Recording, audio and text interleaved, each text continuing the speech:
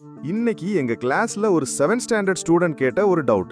அது என்னன்னா 7th இங்கிலீஷ்ல ஒரு question. Right about Hamid in 1 or 2 sentences. இதுக்கு ஆன்சர் எழுதும்போது Hamid was a 4-year-old boy அப்படின்னு ஒரு சென்டென்ஸ் எழுதுனேன். அதுக்கு அந்த ஸ்டூடெண்ட் கேட்ட டவுட்டை நிஜமாவே அப்ரிஷியேட் பண்ணணும். அப்படி என்ன அந்த டவுட்னா 4 ப்ளூரல் தானே, அப்போ 4 years அப்படின்னு போடக்கூடாதா அப்படின்னு கேட்டான்.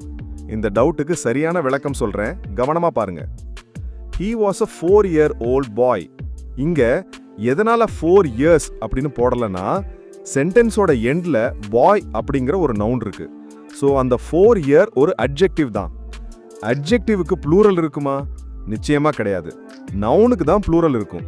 ஸோ 4க்கும் இயர்க்கும் நடுவில் ஒரு ஹைஃபன் போடணும்.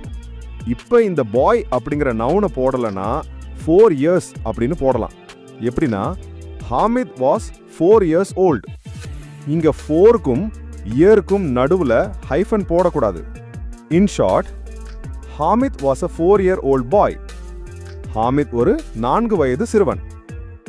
Hamid was 4 years old. ஹாமிதுக்கு 4 வயது. இப்போ டிஃபரன்ஸ் புரியுதா? ஓகே, இந்த எக்ஸாம்பிள்ஸை கொஞ்சம் பாருங்க. இந்த மாதிரி இன்னும் நிறைய தெரிஞ்சுக்க நம்ம சேனலை சப்ஸ்கிரைப் பண்ணிடுங்க.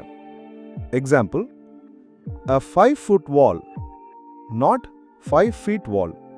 A 10-mile journey, not 10 miles journey.